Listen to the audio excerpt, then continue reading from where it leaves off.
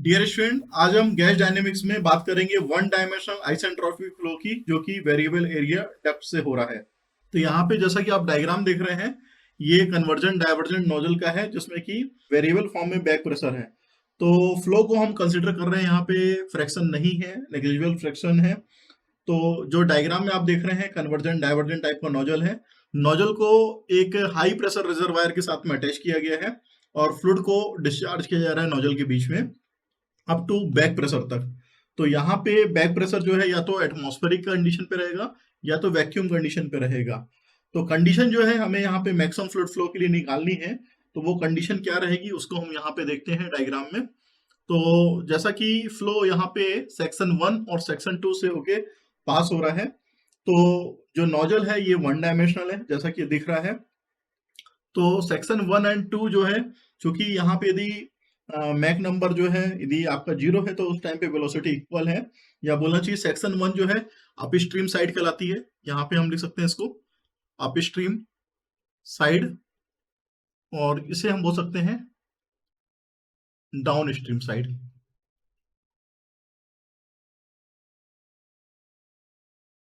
तो ये दोनों जो लेवल है, ये सेक्शन 1 और सेक्शन 2 को प्रेजेंट कर रहे हैं। जो मिनिमम सेक्शन है इसे हम यहाँ पे थ्रॉट सेक्शन भी बोलते हैं, जहां पे की वेलोसिटी जो है मैक्सिमम रहती है।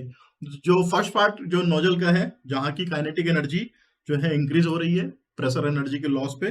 जो लास्ट पार्ट है वो डिफ्यूजर की तरह एक्ट कर रहा है, जहां पे की जो फ्लूइड है वो अपनी वेलोसिटी को लूज कर रहा है और प्रेशर को गेन कर रहा है। तो ये जो डक्ट है एक प्रकार से कन्वर्जिंग एंड डाइवर्जिंग टाइप का है, जिसमें कि फ्लूइड को एक्सेलरेट किया जा रहा है और यहाँ पे हायर वेलोसिटी सबसोनिक से सोनिक पे आ रही है कन्वर्जेंटिंग नोजल में, और सुपरसोनिक फ्लो से कन्वर्जेंट डाइवर्जेंट नोजल में जा रही है।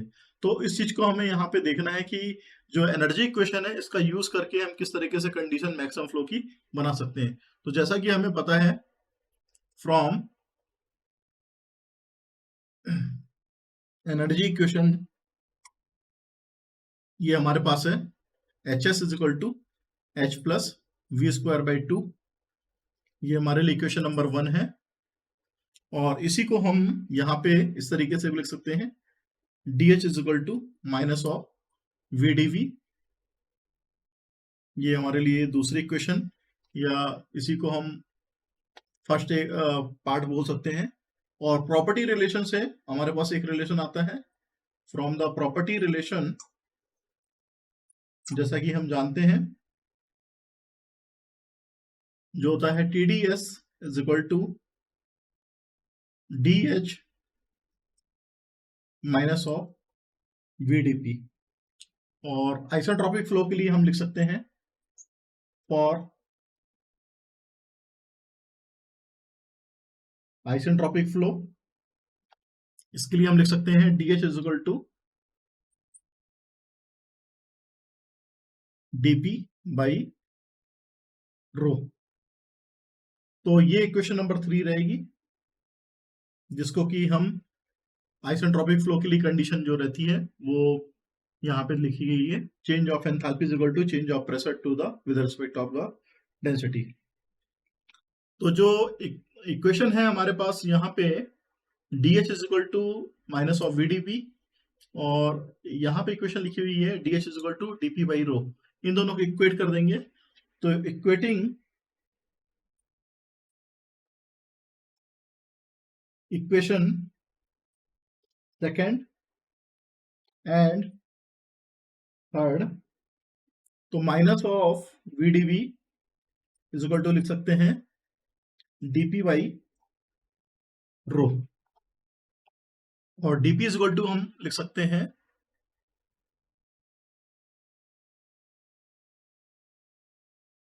इसी रिलेशन से minus V D V into रो।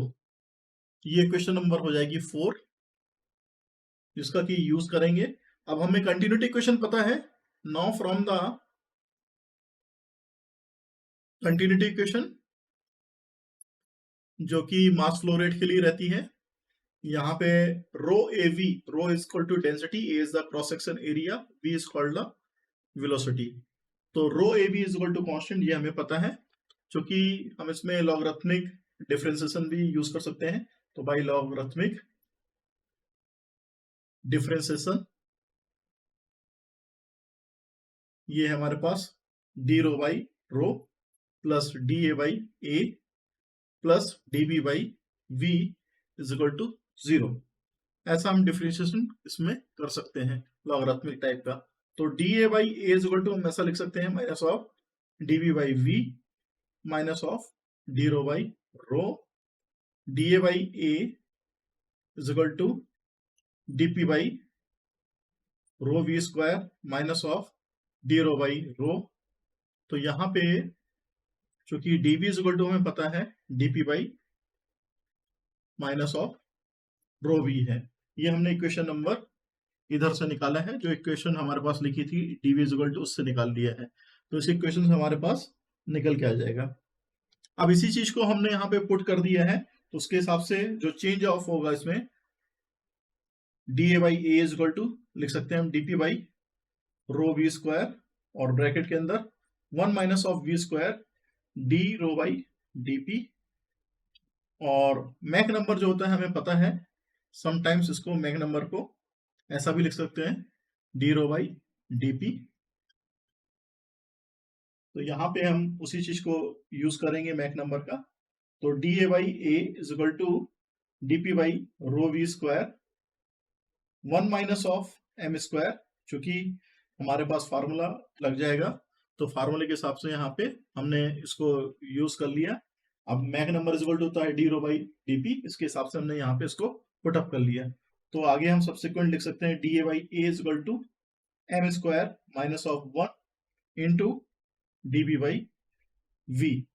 इस तरीके से हम इसको लिख सकते हैं, जो कि हमारे पास स्टैंडर्डाइज फार्मूला है। अब इसका सिग्निफिकेंस क्या है ये हमें देखना है। यहाँ पे ये हमारे पास स्टैंडर्डाइज फार्मूला हो गया, इसका सिग्निफिकेंस क्या है। तो इसमें दो कंडीशन लगेगी। जब मैक नंबर की वैल्यू केस 1, जब मैक नंबर जो है वो लेस देन 1 है, यदि मैक नंबर लेस देन 1 है तो उस केस में इनलेट वेलोसिटी जो है सबसोनिक है, यानी कि फ्लो एरिया जो वो इंक्रीज हो रहा है और प्रेशर डिक्रीज हो रहा है। यानी कि यहाँ पे आप जो देख रहे हैं, यदि मैक नंबर को लेस देन 1 कर देंगे तो जो फ्लो एरिया रहेगा वो हमारे पास इंक्रीज हो जाएगा और जो वेलोसिटी है वो भी हमारी इंक्रीज होगी, क्योंकि यहाँ पे प्रेशर डिक्रीज हो रहा है। फॉर सबसोनिक फ्लो कन्वर्जेंट जो पैसेज है वो नोजल की तरह एक्ट करेगा और जो डाइवर्जेंट पैसेज है वो डिफ्यूजर की तरह एक्ट करेगा। तो यहाँ का जो कन्वर्जेंट पार्ट है वो नोजल की तरह एक्ट करेगा, डाइवर्जेंट पार्ट जो है वो डिफ्यूजर की तरह एक्ट करेगा। दूसरी condition case 2, when Mac number is greater than 1, उस केस में जो वेलोसिटी वो सुपरसोनिक फ्लो की हो जाएगी, जो एरिया है वो इंक्रीज करेगा और जो प्रेशर है वो भी इंक्रीज करेगा और वेलोसिटी जो है dv वो डिक्रीज करेगी। तो फॉर द सुपरसोनिक फ्लो, चूंकि मैक नंबर ग्रेटर देन 1 है, इसलिए फ्लो जो हमारे पास कहलाएगा वो सुपरसोनिक कहलाएगा। तो इन दिस पार्ट एक कन्वर्जेंट जो पैसेज है वो आपका डिफ्यूजर बन जाएगा, ये हम डिफ्यूजर की तरह एक्ट करेगा, और जो डाइवर्जेंट पार्ट है वो नोजल की तरह एक्ट करेगा। तो ये सिग्निफिकेंस था इस वन डायमेंशनल आइसेंट्रोपिक फ्लो का।